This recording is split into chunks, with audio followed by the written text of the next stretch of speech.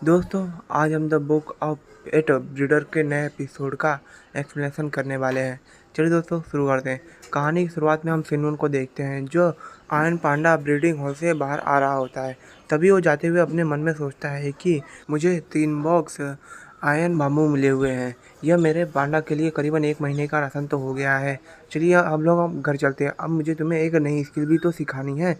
तभी हम देखते हैं वह अपने घर के रास्ते में होता है। तभी हम देखते हैं वो अपने घर पे आकर देखता है कि यहाँ पर बहुत ज़्यादा गंदगी हो रही है। तभी वो कहता है कि सच में ये बहुत ज़्यादा छोटा है, पर मेरे 11 के लिए ट्रेनिंग करने के लिए हॉल तो बहुत बड़ा है।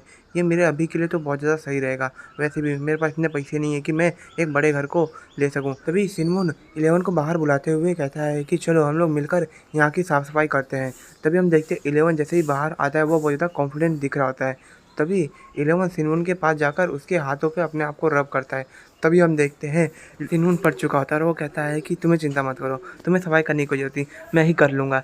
तभी हम देखते हैं 11 कहता है कि मास्टर, मैं आपको कुछ दिखाना चाहता हूँ। तभी हम देखते हैं वो अपना हाथ जैसे ही आगे करता है, वो अपने हाथ को स्टील में बदल देता है। तभी ये देखने के बाद सिनमुन बहुत ज़्यादा कन्फ्यूज हो जाता है। तभी 11 खुश होते हुए कहता है कि मास्टर, मैंने हार्डनिंग सीख ली है, मैंने अपनी हार्डनिंग की काबिलियत को जगा लिया है। तभी हम देखते हैं वो बहुत ज़्यादा खुश हो रहा होता है। तभी 11 सिनमुन से अपनी तारीफ करने की उम्मीद कर रहा होता है। तभी हम देखते हैं कि सिनमुन उसकी बात समझ जाता है और वह उसे पेट करने लग जाता है। तभी सिनमुन अपने मन में सोचता है कि लिन जुई ने तो कहा था कि आयन पांडा को उसकी जन्मजात काबिलियत को जगाने में तो समय लगता है, पर मेरे 11 को तो बस कुछ समय के लिए मेरे गेमिंग डिमेंशन में रहने से ही उसने ये स्किल को सीख लिया है। मुझे ये बात तो माननी होगी कि मेरा 11 बहुत ज़्यादा मेहनती है। तभी सिनून 11 से कहता है कि चलो हम लोग मिलकर यहाँ की सफाई करते हैं। तभी हम देखते हैं 11 को समझा नहीं होता। तभी सिनून सोचता है कि अभी जहाँ तक देखा जाए तो 11 ने अभी अपने स्किल को सिर्फ जगाया है। अपने स्किल को मास्टरी और परफेक्ट लेवल पे ले जाने में तो अभी बहुत ज़्यादा समय लगेगा, पर जहाँ लोगों को सालों लग जाते हैं अपने पेट को किसी भी स्किल को मास्टरी लेवल पे ले जाने के लिए, पर मेरे पास मेरी बुक है, इसके लिए मुझे इतना समय तो बिल्कुल नहीं लगने वाला। तभी वह अपने मन में सोचता है कि मुझे किसी भी कौशल को सिखाने के लिए मेरी खुद की ऊर्जा ख़त्म होती है। इसके लिए पहले मुझे सबसे कमज़ोर स्किल सिखाने से ट्राई करना चाहिए कि मुझे पता चल सके कि मेरी कितनी ऊर्जा एक बार में ख़त्म होती है।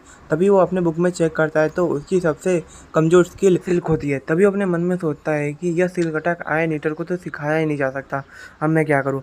तभी उसका ध्यान अपने एक पेड़ पे जाता है। तभी वो देखता है उसके ऊपर एक सिल्क वॉर्म लेटा हुआ होता है। तभी अपने मन में सोचता है कि मुझे शिकार मिल गया। तभी वो अपने आयन ईटर को उस सील को पकड़ने के लिए भेज देता है। तभी वो अपने मन से कहता है कि यह तुम्हारी पहली लड़ाई होगी जो तुमने अपने टेक्निक को सीखने के बाद की हो, इसके लिए इसमें अपना सब कुछ लगा देना। तभी हम देखते हैं 11 उसकी बात समझ जाता है और उस सिल्क वॉर्म को पकड़ने के लिए आगे बढ़ जाता है। तभी 11 एक ही बार में उस सिल्क वॉर्म के पास पहुंच जाता है और वो जिस ब्रांच पे बैठा होता है वह अपने आयन हैंड स्किल का इस्तेमाल कर उसे काट कर उसे एक ही बार में पकड़ लेता है। तभी हम सिंगमन को देखते हैं जो कहता है कि मेरे हाथ में आ ही गए। तभी हम देखते हैं उसकी इतनी खतरनाक आंखों को देखकर सिल्क बम की फट जाती है और वहाँ से वो भागने की कोशिश कर रहा होता है।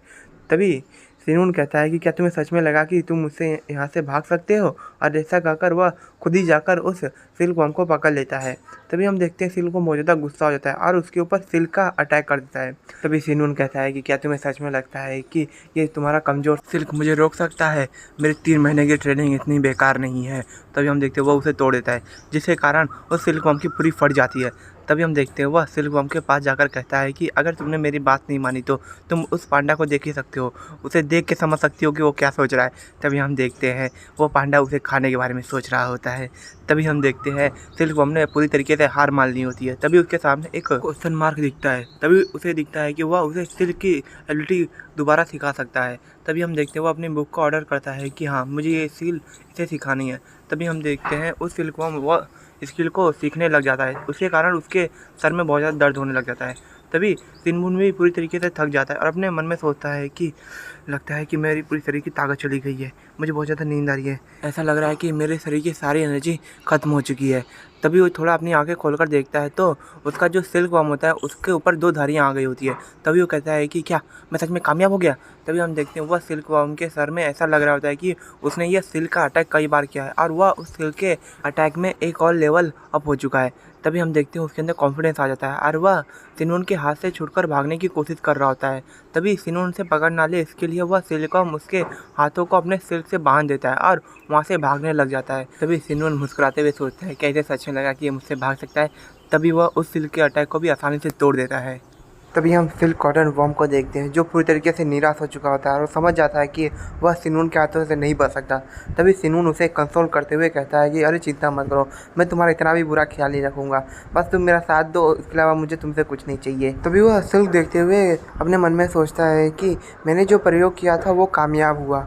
यह सिल्क मेरे जो ब्रीडिंग ब्रेड पे जितने कॉटन वर्म थे उनसे ज़्यादा शक्तिशाली है।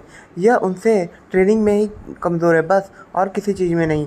अगर मैं इसे इसी तरीके से स्किल सिखाता हूँ तो मैं इसे और भी ताकतवर बना सकता हूँ और इसकी जो सिल्क की एबिलिटी है उसे मैं परफेक्ट ग्रेड तक ले जा सकता हूँ। चलो देखते हैं क्या मैं उसे कोई दूसरी स्किल सिखा सकता हूँ। तभी जब वो सारी सीलों को देखता है तो सभी पे कूल डाउन टाइम लिखा हो जाता है और वह 8 घंटे से पहले किसी को भी कोई दूसरी स्किल नहीं सिखा सकता। ये देखने के बाद बहुत ज़्यादा कन्फ्यूज हो जाता है। तभी वो अपने मन में सोचता है कि हाँ देखा जाए तो सही है, अगर मैं इसी तरीके से पेट को स्किल सिखाता रहा तो मैं तो खुद ही मारा जाऊंगा थकान के कारण। इसके लिए मेरे हेल्थ और स्टेमिना को वापस से रिकवर होने में 8 घंटे लगेंगे। लगता है कि इसी के लिए इस बुक ने 8 घंटे के लिए कूल डाउन टाइम दे दिया है। चलो ये तो सही है, पर अगर किसी नॉन लेवल के स्किल के लिए मुझे 8 घंटे का टाइम लग रहा है तो अगर मैं कोई मिड लेवल का स्किल सिखाता हूँ तो मुझे 1 से 2 दिन भी लग सकते हैं। और उसके आगे अगर मैं मीडियम ग्रेड का और सुपर ग्रेड का सिखाऊँ उसके बारे में तो कोई आइडिया ही नहीं है। सच में मुझे अपने स्टेमिना को तेज़ी से भरने के बारे में कुछ सोचना होगा। मुझे इसका कोई ना कोई तरीका तो ढूंढना ही होगा। तभी वह सिल्क वर्म को पेड़ पे लटकाते हुए अपने पांडा को देखते हुए अपने मन में सोचता है कि पेट की रिकवरी के लिए कई सारे पिल्स होते हैं, तो क्या मास्टर्स के लिए भी पिल होते होंगे? मुझे इसके बारे में चेक करना चाहिए। अब दोस्तों हम अगले एपिसोड में देखेंगे कि क्या आपने ये पांडा को तेज़ी से हार्डनिंग स्किल सिखा सकता है। ये अब हम नेक्स्ट एपिसोड में जानेंगे। तो चलिए दोस्तों अब हम नेक्स्ट एपिसोड में जल्दी मिलेंगे। To be continue.